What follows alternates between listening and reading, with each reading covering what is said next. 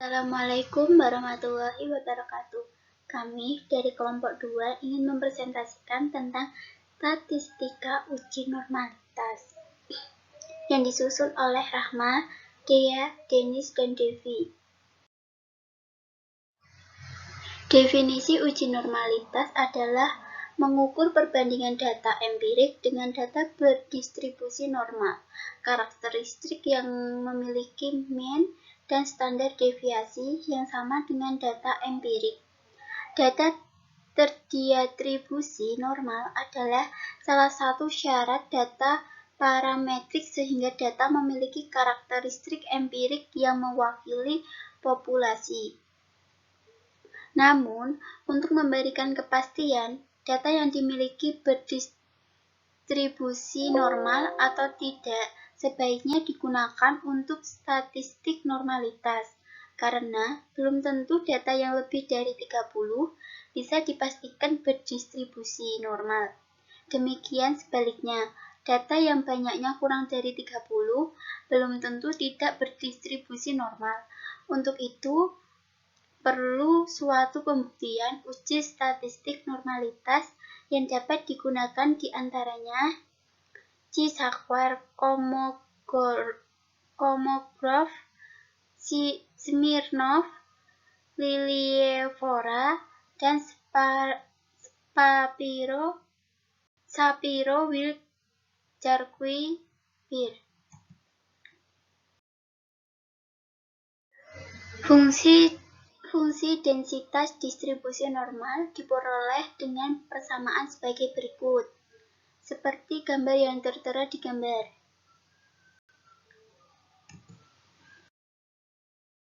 Sifat-sifat penting distribusi. Sifat-sifat penting distribusi normal ada 5.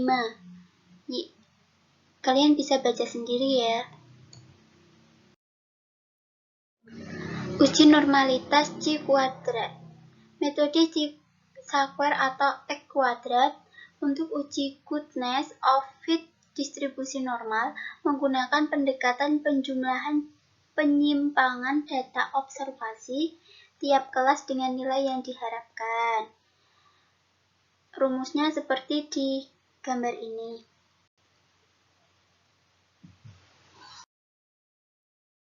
Persyaratan metode chi-square. Uji goodness of fit distribusi normal. Data tersusun berkelompok atau dikelompokkan dalam distribusi frekuensi. Cocok untuk angka dengan banyaknya angka besar n lebih besar dari 30. Signifikansi uji nilai x kuadrat. Hitung dibandingkan dengan x kuadrat tabel atau chi-square. Jika nilai x kuadrat dihitung lebih kecil dari nilai x kuadrat tabel, maka HO diterima dan HA ditolak. Jika nilai x kuadrat dihitung lebih besar dari nilai x kuadrat di tabel, maka HO ditolak, HA diterima. Contoh, diambil tinggi badan mahasiswa di UIN Salatiga tahun 2020. Contohnya ini. Selidikilah dengan A sama dengan 5% apakah data tersebut di atas berdistribusi normal dengan mean 157,8, standar deviasi 8,09.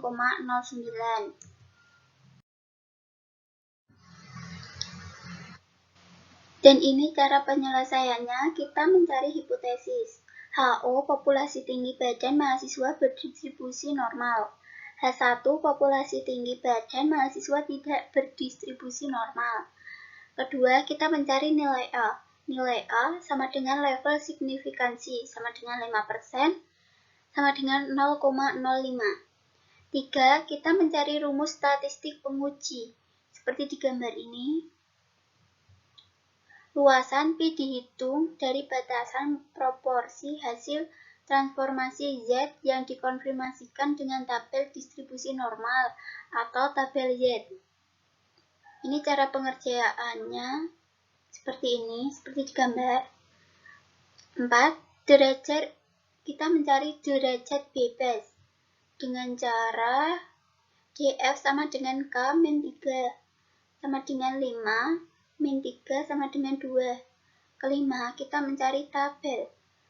Nilai tabel x kuadrat A sama dengan 0,05, df sama dengan 2, sama dengan 5,991.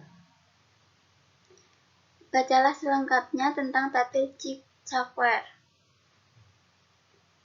6. Daerah penolakan menggunakan gambar. Gambarnya seperti ini ya, di bawah ini. Kalian bisa dipahami. Menggunakan rumus 0,427 lebih kecil dari 5,991. Keputusan hipotesis berarti HO diterima, HA ditolak. 7. Kesimpulan. Populasi tinggi badan mahasiswa berdistribusi normal, A sama dengan 0,05. Uji normalitas Lilliefors. Metode Lilliefors menggunakan data dasar yang belum diolah dalam tabel distribusi frekuensi.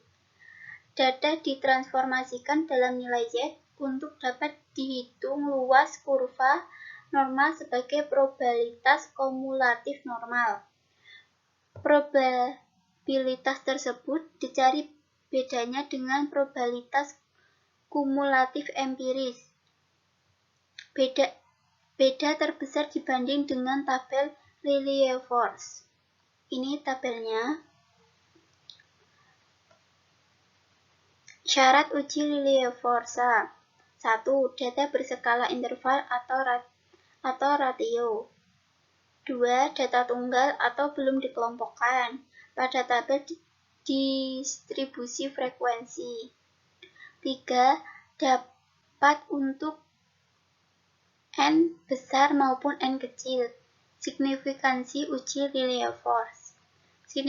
Signifikansi uji Lilliefors adalah nilai F dalam kurung X min 5 dalam kurung X terbesar dibandingkan dengan nilai tabel Lilliefors.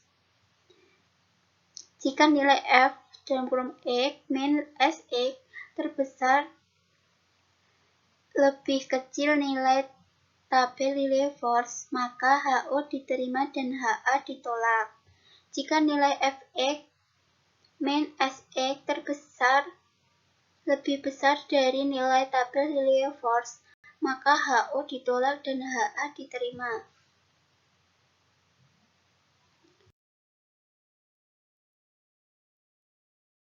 Contoh. Uji Lilliefors berdasarkan data ujian statistik dari 18 mahasiswa didapatkan data sebagai berikut.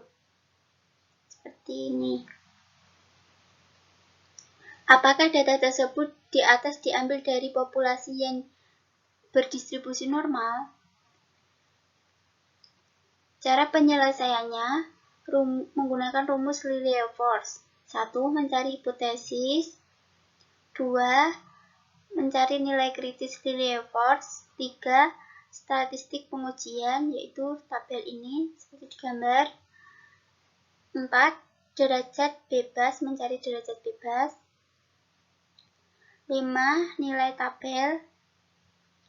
6. Daerah penolakan, mencari daerah penolakan. 7. Kesimpulan.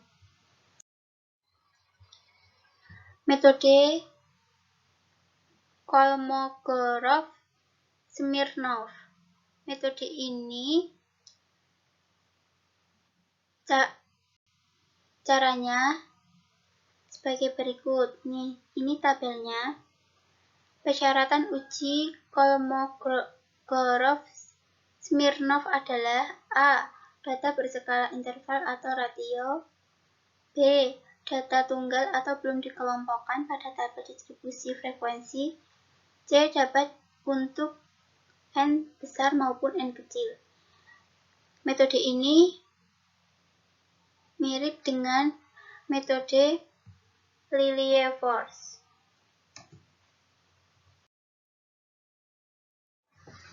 Signifikansi Kolmogorov-Smirnov. Signifikansi uji Kolmogorov-Smirnov antara lain dijelaskan di bawah ini. Kalian bisa pahami. Contoh khusus rumus Kolmogorov-Smirnov. Ini contoh soalnya. Kita lanjut cara penyelesaiannya. Nah, ini cara penyelesaiannya. Kita mencari hipotesis, mencari nilai A, 5. Mencari tabel, 6. Mencari daerah penolakan menggunakan rumus, 7. Kesimpulan populasi tinggi badan mahasiswa yang berdistribusi normal, yaitu seperti tabel ini.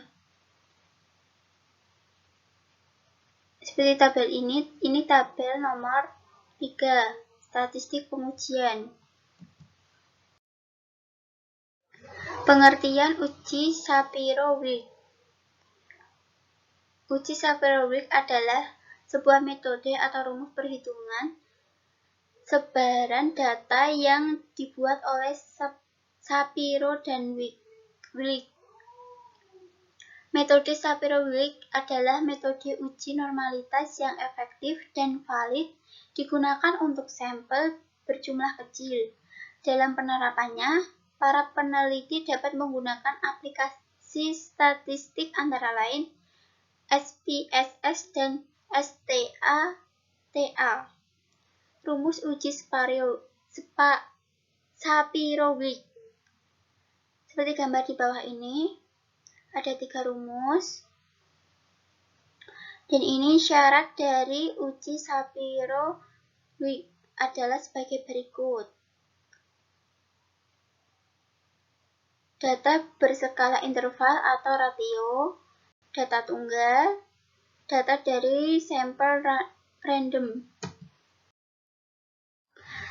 Adalah dengan melihat nilai Shapiro-Wilk hitung dan tingkat signifikansinya. Dalam hasil uji SPSS, nilai Shapiro dihitung ditunjukkan dengan nilai value, sedangkan signifikansinya ditunjukkan dengan nilai sig. Ini signifikansinya, kalian bisa baca. Kita lanjut dengan contoh uji Shapiro-Wilk. Ini contoh soalnya. Lanjut, kita akan ke penyelesaiannya. Ini cara penyelesaiannya. Kita mencari hipotesisnya. 2. Kita mencari nilai A. 3. Kita mencari rumus statistik penguji langkah. Pertama dihitung nilai D, yaitu ini tabelnya. Langkah berikutnya, hitung nilai T. Seperti tabel ini, dan ini rumus menghitung T. 4. Derajat bebas. Kita mencari derajat bebas. 5. Kita mencari nilai tabel pada tabel Shapiro-Wilk. 6. Daerah penolakan. Kita mencari daerah penolakannya. 7. Kesimpulan. Sampel diambil dari populasi normal pada A sama dengan 0,05. Cara lain setelah nilai T3 diketahui dapat menggunakan rumus G, yaitu ini rumusnya seperti di gambar, kalian bisa pahami, dan ini cara penyelesaiannya. Hasil nilai G merupakan nilai Z pada distribusi normal. Yang selanjutnya dicari nilai proporsi P luasnya pada tabel distribusi normal atau lampiran. Berdasarkan nilai G, ketemunya adalah min 1,2617, maka nilai proporsi luasan sama dengan 0,1038. Nilai P tersebut di atas nilai A 0,05. Berarti HO diterima dan HA ditolak. Data benar-benar diambil dari populasi normal. Sekian presentasi dari saya. Jika ada kesalahan kata ataupun kekurangan dari presentasi yang kami berikan, kami mohon maaf. Wassalamualaikum warahmatullahi wabarakatuh.